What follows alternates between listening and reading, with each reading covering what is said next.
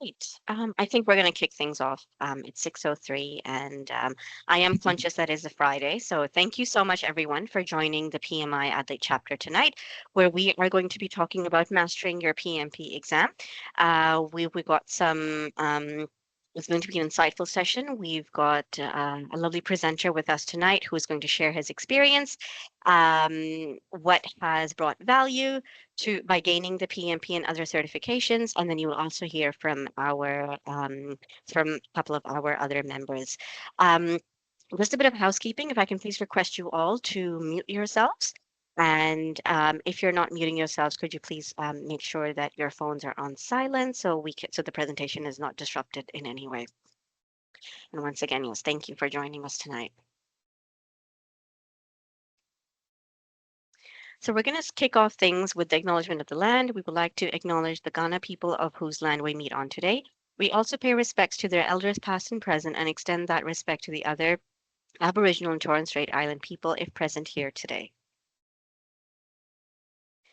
As some of you might be aware of the PMI cultural values, we have got 5 cultural values. It starts off with making it easy for everyone, aiming higher, be welcoming and approachable, embracing curiosity, and having that mindset of together we can achieve and we can work together. Joining the PMI and joining the Adelaide chapter comes with unlocks a lot of benefits. As you can see on the screen, members can gain access to a library free of courses, webinars, events, study guides. As a member, you can access opportunities to earn free PDUs to maintain your certifications, whether it's your PMP or any other certification. Free downloadable PMBOK guides, free access to tools and templates, and obviously, it's a global platform, so you get to connect with people all around the world. You can read more about the benefits of the membership on the PMI website and also on the Adelaide chapter website. We'd like to thank our sponsors.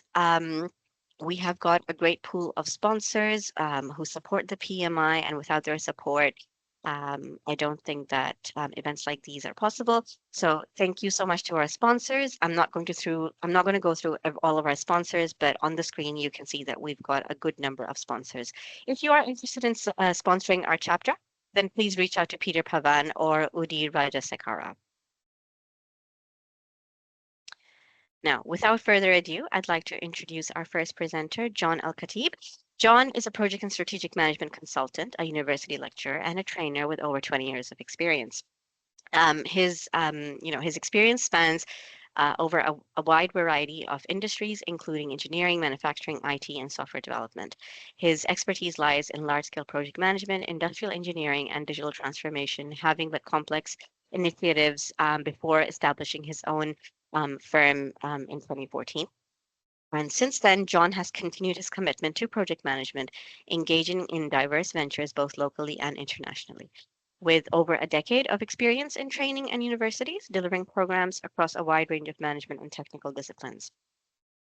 John has made significant contributions to developing best practices in project management, including reviewing and evaluating the PMBOK and certification programs. He has also led and guided 2 organizations to achieve authorized training partners statuses with PMI. John holds a master's in strategic planning, a master's in applied project management, and 5 professional credentials from PMI. I think, John, you're like leading here in getting accreditations from the PMI.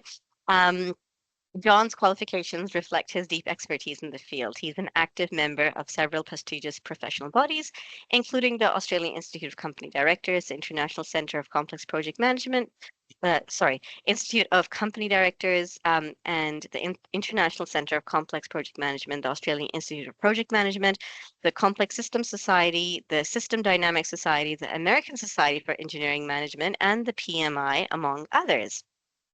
John is currently pursuing a PhD at the University of Adelaide, where his research focuses on complex project management and governance frameworks, exploring the application of systems thinking, complex systems governance, and the management of cybernetics in complex projects. John, I am going to hand over to you. Thank you so much, Amina, and welcome everyone. Look, I'm very excited to see the number of people attending this event. So welcome again. I also like to acknowledge the land that I stand on today is the land of the Ghana people, and I pay my respect to their elders, past, present, and emerging. Special thanks to the PMI chapter and for the invitation to speak to the PMI cohort and the project management cohort in general. Thanks for the nice welcoming and the long bio. I look forward to a conversation today, or a question, or any query, or thoughts about PMI or the mastering your PMP. Probably you already know now. I've developed that addiction for PMI credentials very early in my career, and I look forward to share this experience with you today or further after the session. So you can see my contact details are listed on the slide. So you can reach me on, if you are on LinkedIn, please drop me a connection request. Or if you have any question after the session, if you want to follow up, or you need any assistance with PMP, with PMI exam or preparation, my contact details are available. More than happy to share, as I said, after the session or during the session. If you have any question while I'm progressing through the slides today, please just unmute yourself and ask me that question. Let's have it casually engaging as much as we can. Thank you so much, Amina, and thanks, Kylie and Baiba as well.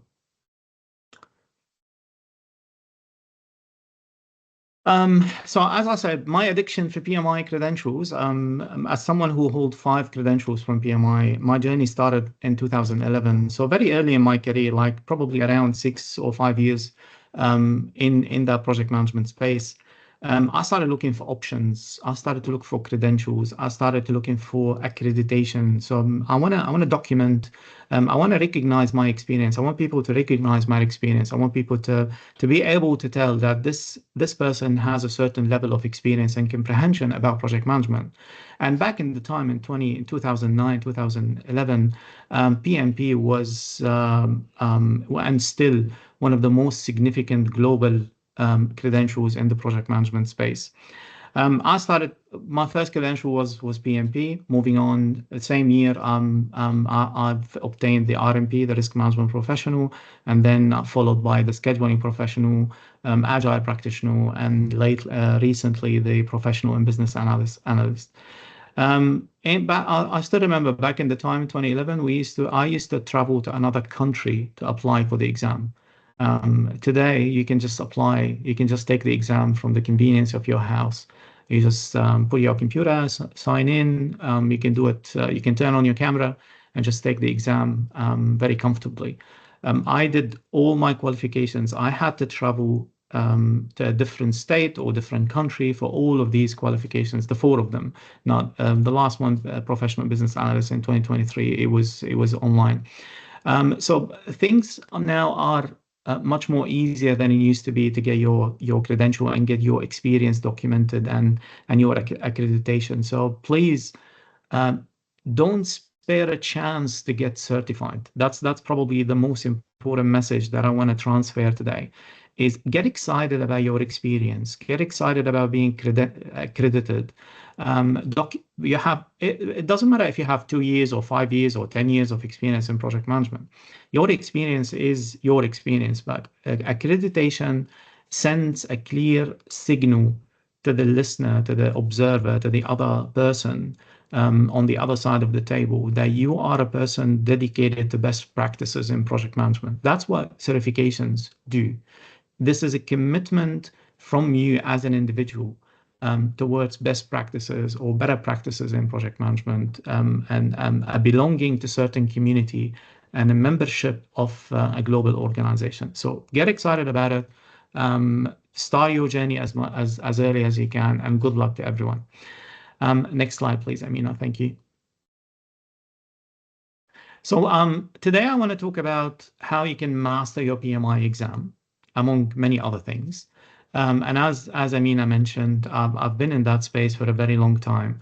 I've helped 2 organizations to become an accredited authorized training partner for PMI. Probably helped hundreds of people to be PMP certified across the globe, from the US until to Australia, crossing the Middle East, crossing Europe. So I had over the last 15 years, I had a good exposure to different type of learning styles, mentalities, mechanisms, resources, etc. And I want to summarize all this experience today, including my own experience, by the way, because I'm a person who love to take exams. I look at the exams and certification as an opportunity for excellence, to achieve excellence. So I want to talk today about, I broke down my thoughts into 5 main domains. Number 1 is the structure of the exam, which I think it's critical for you to understand, like your name. You should know this by heart anytime, any place, at any moment, before you apply for the exam. Any exam, not only the PMP. Then I'm going to move on to study strategy. And again, this is my preferred method of studying for the PMP or PMI exam, along with the resources. Then exam technique, and I think that's the most important part of today's presentation. I nailed my PMP in 90 minutes, which is probably a record time.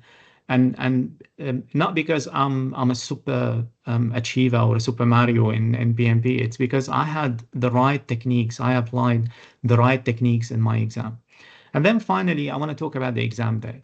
And obviously, there is a lot of variations here. It depends on your learning style. It depends on your preference. It depends on what kind of person you are. So please tailor and adjust everything that I'm going to say today to your own needs and your own circumstances. So let's start with the structure, please. When you look at the structure for any exam, so this is basically a screenshot taken from the PMP exam. That's extremely important. This is probably a key element in your success, because understanding the structure of the exam, including the content outlines, which always get updated by PMI. So don't rely on an old version of the content outlines. Always make sure that you keep an eye on the content outlines.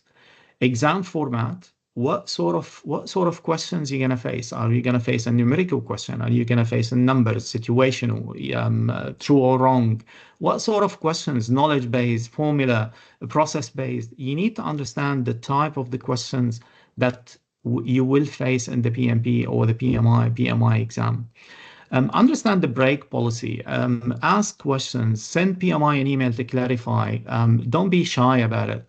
Some of these things are not straightforward to understand, and you might get confused about some of the details about, can I take a break? How long will it impact my time? Read the policies about the exam at least once.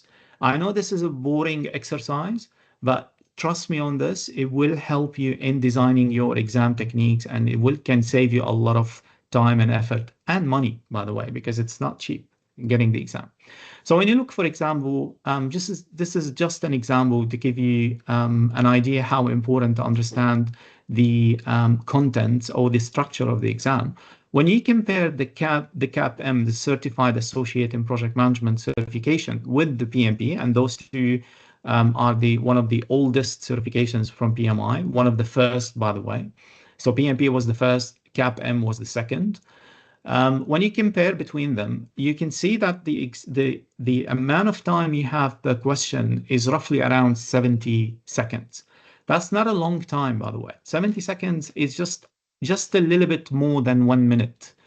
So you're basically, based on your understanding, after understanding how many questions you have and how much time allowed, you are able to set a target for any question. So when you look at the CAPM, for example, and you see that the allowance per question is only 72 seconds, that means you need to answer that question with a maximum of 60 seconds.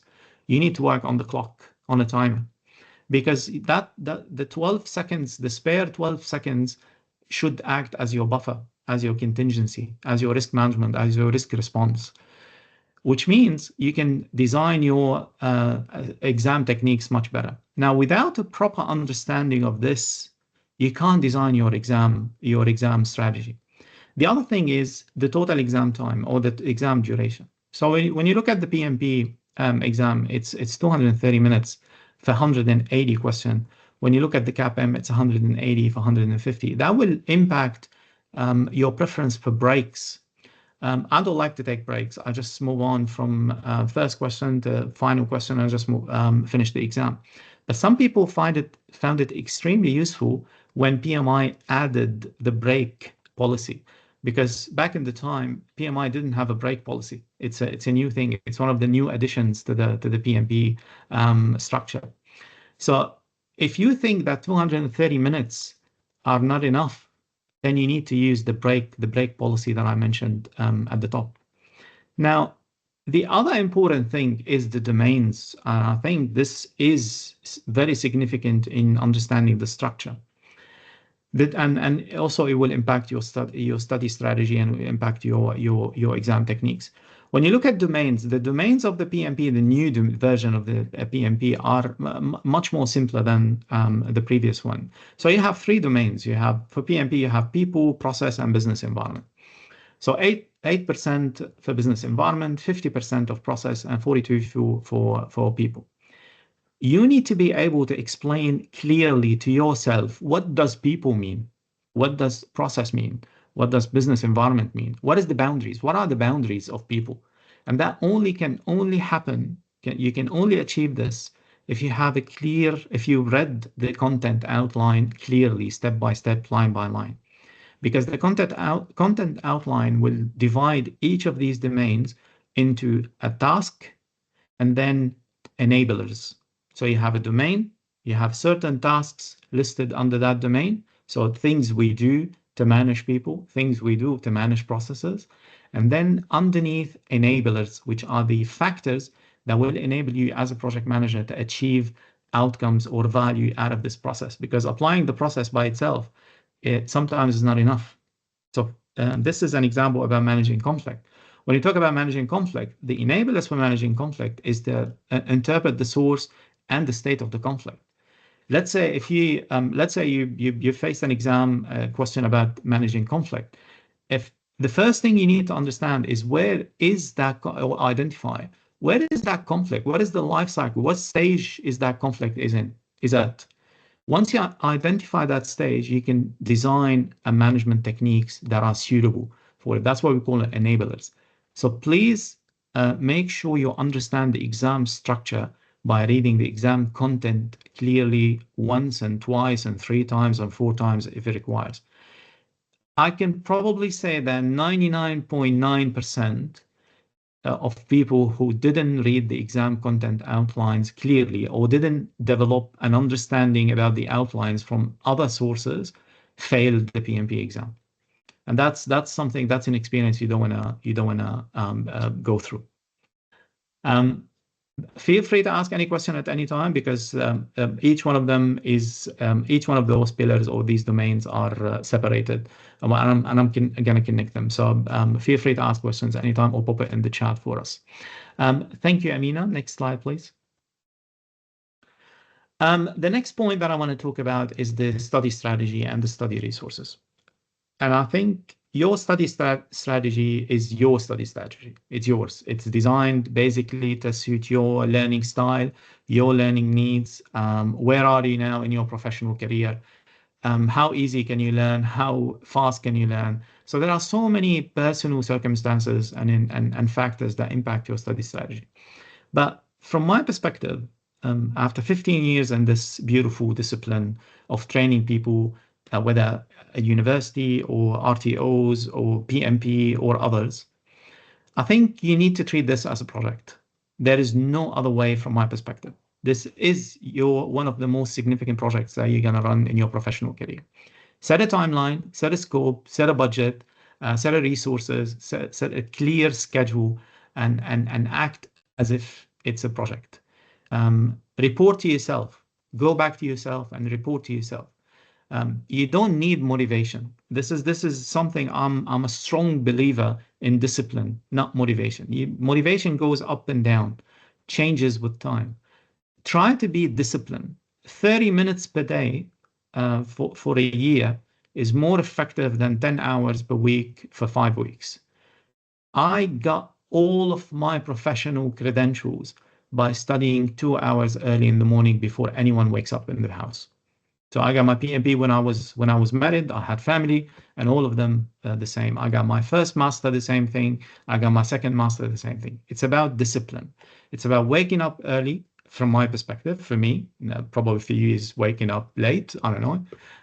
Waking up early, dedicating an hour or 2 or 30 minutes or how much time you can spare, and have discipline about it. With time, you will see amazing, amazing results. Now, the other important thing is about your philosophy and the way you wanna approach the domain or the knowledge. The term is domain focused to holistic mindset. What does that mean? You probably if you studied for another exam other than PMI, you probably already applied this. But let me explain it from a PMI perspective. When you start studying for the PMP exam, you need to study based on the domains: people, process, business, environment. So you need to keep your mindset, keep your thinking trapped in a certain domain, because you need to start building knowledge and experience and skills and competencies in that specific domain. And then while you progress through your study, you're automatically going to connect those concepts together. And that's what we would refer to as holistic mindset. So my advice to you at the beginning of the preparation or in the middle of your journey, if you face the question or you face the scenario that needs a holistic mindset, which means thinking about projects as a whole rather than thinking about certain domains like managing conflict, that's fine. Don't get stressed about it. It will come with time. So start from the domain, move on, keep that holistic mindset in as a target, and it will happen, but keep an eye on it. 80-20 Pareto principle. Try to achieve 80% by doing 20%. Always focus on value. Always focus on the most significant parts of the PMP certification or exam or domain. So if you go back to the domain, you can see that people is 50, processes is 42, and then you have business environment 8%. So let's say you have limited understanding about the business environment. You just started your project management career. Business acumen is something you haven't actually nailed yet. You haven't developed a lot of competencies in it. That's fine, because it's 8% of the course of the whole mark. So don't panic. Focus on the things, on the 20% that's going to give you 80% of the results or the progress, and that's throughout your study journey. Have a positive mindset. Avoid being optimistic. Now, this is something you can apply even in project management, by the way. Optimism is not recommended in project management, by the way. You need to have a positive mindset, and there is a difference between being positive and being optimistic. Being optimistic means that you're looking at the bright side of things all the time, and that's not always practical from a project management perspective. Being positive, have a positive mindset. It's like having a can-do approach. So my advice to you is to be positive. Not because you have 10 years of experience in project management, you're gonna finish the exam in 4 hours. Now, that's being optimistic. You need to study. There are a lot of cases when people came to the exam with 10 plus years of experience in project management and they failed. It's about the mindset. It's about PMI mindset. It's not about your experience. And I'm going to touch base on that in the study resources. And then my acronym, which is the triple R. At any point of time, if you fail behind your schedule, if for some reason life happened, if your study got disrupted by certain circumstances, that's fine. Reset, reflect, refine.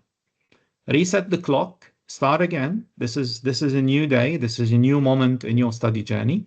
Reflect on what happened in the past. Learn from it and refine your plan moving forward. You probably want to, let's say your initial plan was a little bit optimistic. Refine that plan. Put some contingency. Put some buffer. Put some time for yourself. That's fine. And you can do it unlimited time. Triple R. That's my acronym for bouncing back if you fall behind. When it comes to study resources, and I know I have a limited time today to cover very important topics, but again, as I said, I'm more than happy to have a chat with any of you at any point of time, even those who attending the recording, just to explain further about any of these points. When it comes to study resources, remember something very important, and this is a game changer in your exam. You need to have a PMI mindset when you're answering the question, not your own or your workplace mindset. That's a key success factor in the exam. You need to think how PMI thinks, not how your work experience do. So when you face a question in the exam you don't know, you don't know an answer to, that's fine. It will happen. So don't go back to your experience. You don't have necessarily to go back to your experience. You can analyze your PMI mindset, the one that you developed while you're studying, and then you can find the answer for it. So always try to understand how PMI think about project management. What is the process? What is the mindset? It's proactive. It's about avoidance. It's not about being reactive. It's all about being open for feedback, open communicator. Understand the key pillars of PMI mindset in managing projects. Use official PMI resources, including the PMBOK guide. So the PMBOK guide is going to be your friend for a long time until you get your PMP or your other certification. The PMBOK guide is meant to be a guide, not meant to be a study guide. Just this is a misconception about the PMBOK. Be careful to mix between a study guide and a guide. A guide is a framework. So the PMBOK is not meant to give you a lot of details. It's just meant to give you a guidance about project management. There's a lot of exam simulators and practice tests. At least before the exam, you should do 4 mock-up tests and score a high percentage. Now, I can't refer certain software or certain brand. There is a lot of them outside. What I can say is one of the things you can rely on is PMI ATP, or the Authorized Training Partners Network, which is a network of training providers that can provide you with the quality training in project management, which is not enough yet without the exam simulator and without the practicing the test. So make sure you consult people about your study resources. Don't just go for this any study resource that you find online. You need to have a quality study resource, because that will make your life much more easier when it comes to the exam. Next slide, please. Thank you. And now to my favorite part, which is the exam techniques. Again, tailor it to your needs, to your circumstances, experience, how many exams have you taken before, but please spend some time to have a strategy. Not having a strategy or a technique for the exam is going to ruin your experience in your PMP exam. You need to step in the exam room or your office if you're doing it online. You need to have a clear strategy or technique about the exam. So I'm just going to put some dot points here, and then I'll give you some one example from one of my exams. Number one, time management and meet your target base. While you're practicing before the exam, you need to develop a clear understanding about how much time it will take you to finish the 180 or 200 or 230 exam. That's what we call your pace. You should have a target pace, which means I need to finish the first 20 questions within a certain amount of time. You need to meet that target, and be careful. Just be conscious that your speed, your pace is gonna improve while you progress through the exam. So give yourself the first 15 minutes is not a good indicator about your actual pace, but you need to have a good time management application in the exam. Read carefully and be careful about the keywords, most likely and less, except, first step, all these things. These are very tricky words planted in the exams, in the PE exam, just to increase the level of complexity for the participants. In relation to the formula-based questions, my advice to you is leave them till the end because they all need one mindset. You need to be in a box. You need to think numerically and with numbers. More 90% so the context is basically calculations. So if I was applying for the PMB exam or any exam, all formula-based questions, I'll either address them at the beginning, I'll start with them, meeting my target pace, or I will leave them to the end. And I'll come back to them. It depends on how good you are with the numbers. Flag and move. If you don't get stuck in one question, it's 1 out of 180, and it might, by the way, be one of those questions that don't count because PMI have a certain amount of questions as a trial, as a test in your exam. So if you spend 15 minutes reading a question and panicking about it, you're probably spending your time on the wrong thing. So flag and move to the next questions, and you will come back, you will get a chance. As long as you're meeting your target pace, you will get a good chance to go back and review those flagged items. Take a break, it's your right, it's in the policy. It's actually good for some people, especially if you don't have previous experience in sitting 4 hours exam. But all depends on how you progress through the exam.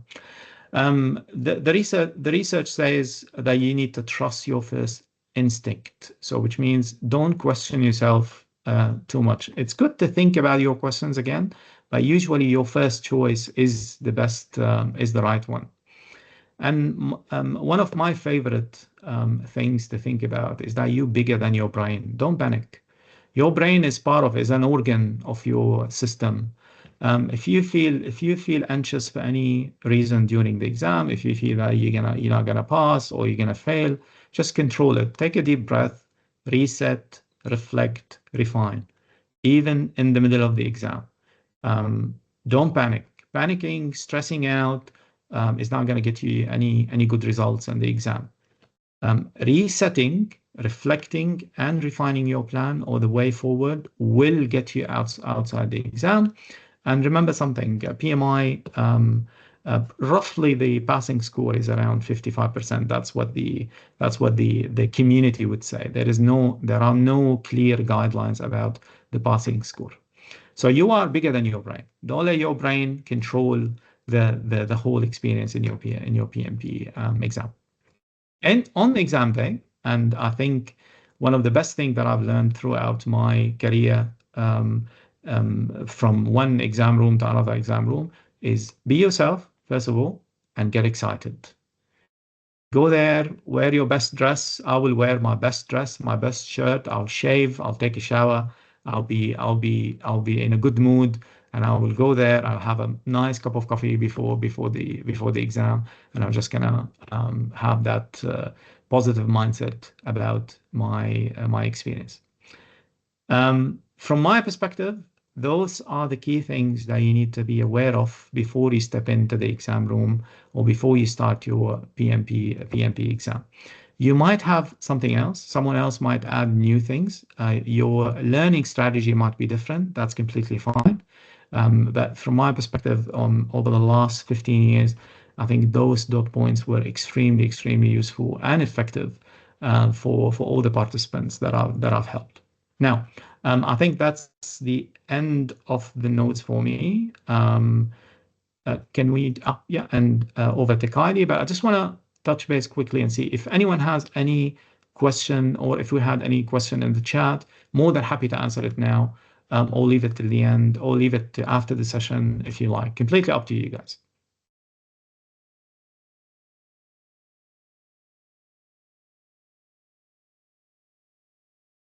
Irena, do you have a question? Yeah, Yeah, go for it. I just want to ask regarding the formula-based questions. Yeah.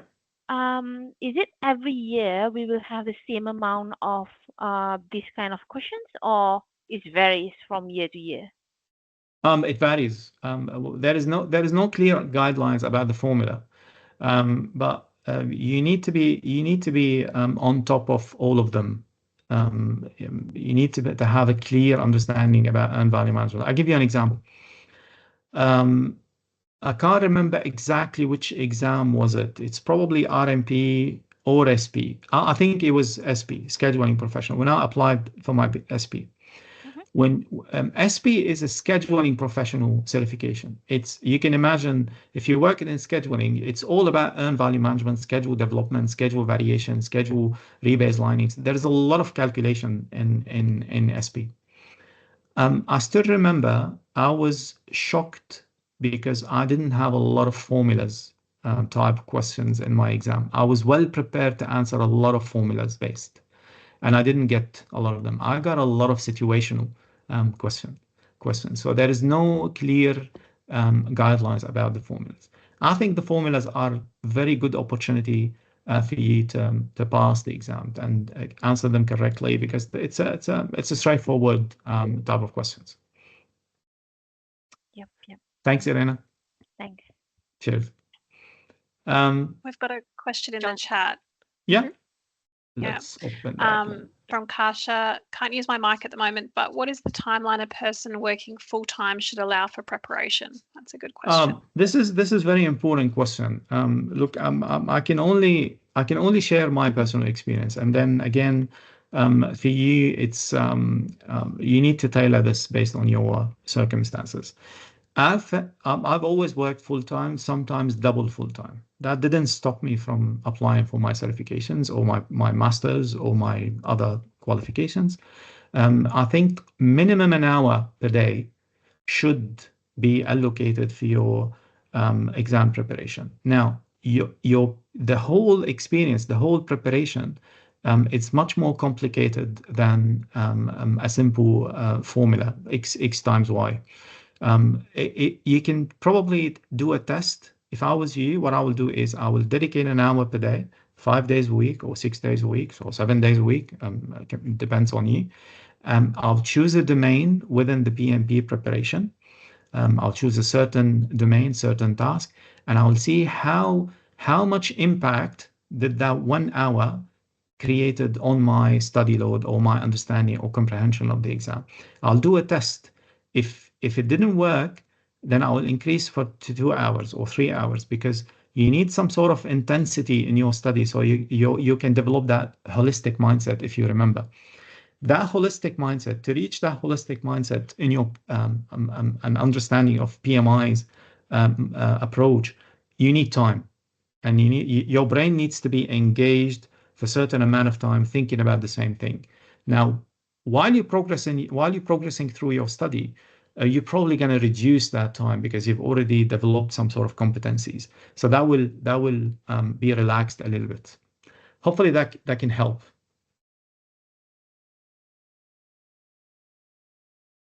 Kasha's just replying now, just waiting Yeah, for sure. the question. Sure. But if anyone else has another question, please jump in.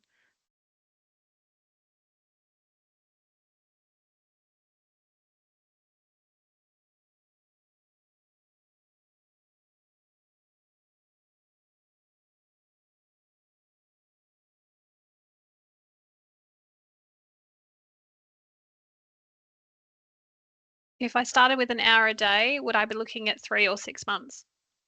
Probably 6 months. Depends on. I'll just kind of take the safe approach here. It depends on how long you've been in project management. What's your background? How much your organization or your experience is aligned with PMI. I'll give you an example.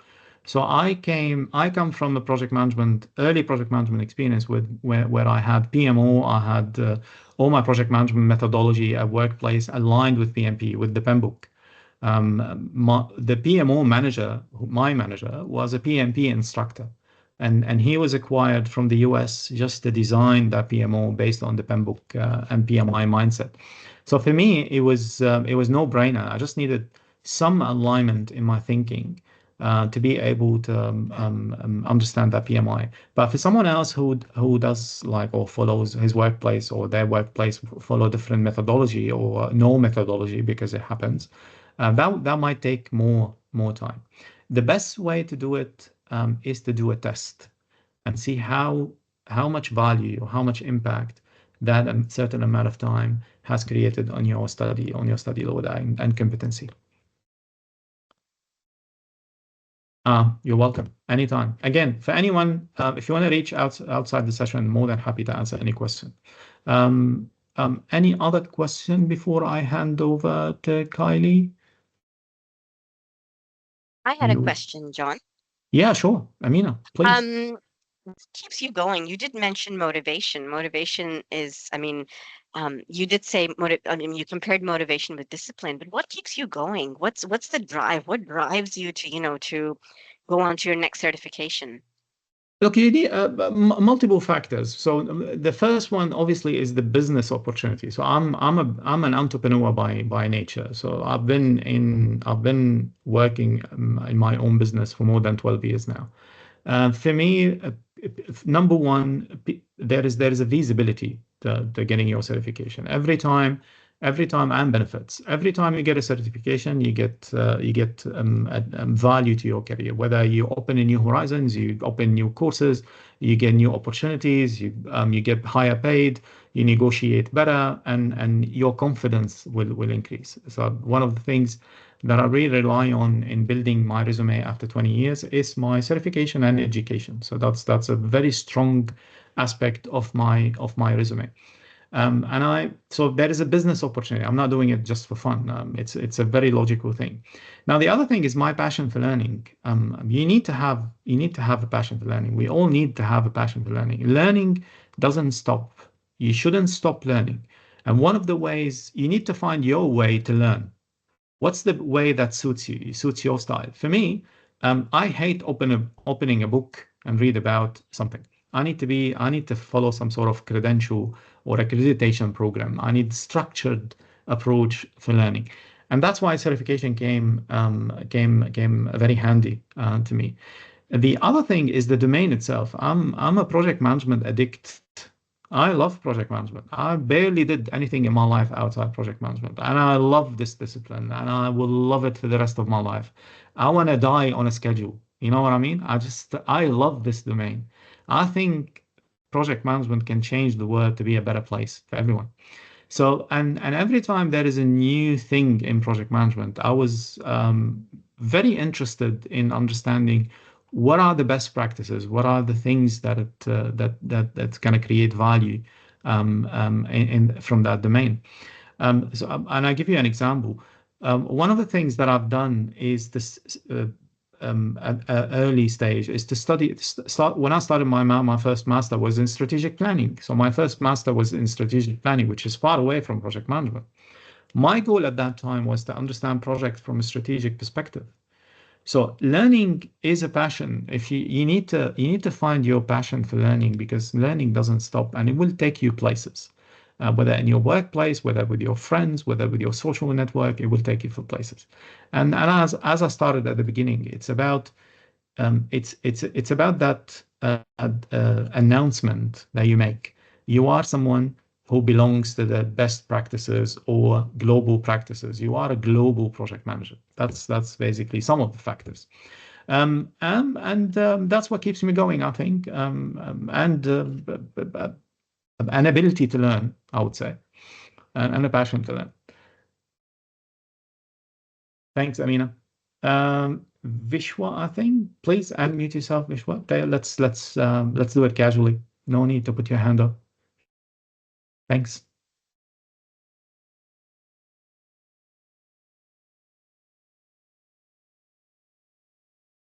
Can anyone hear Vishwa? Sorry, I can't hear you. No. Yes, we can hear you now.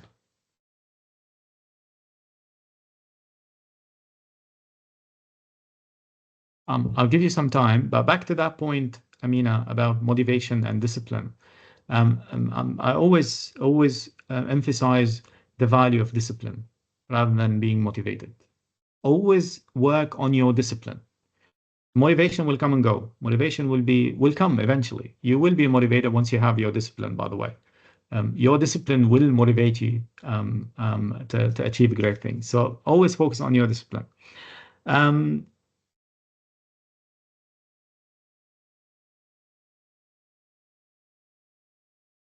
I don't think we can hear Vishwa at the moment, but I've said to just to post it in the chat.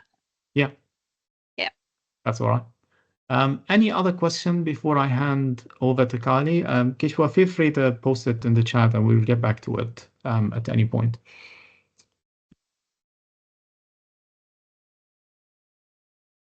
I don't think we have other questions. So look, it's been really a pleasure. Thank you so much for giving me the space and time to express this passion, and hopefully those dot points were useful to you. Again, reach out if you have any question. Let me know if I can be of any help. Let the beautiful guys at PMI Chapter if you have any question about it. Remember something: good things happen when you join PMI. That's something we all need to remember. Over to you, Kylie, and thanks again.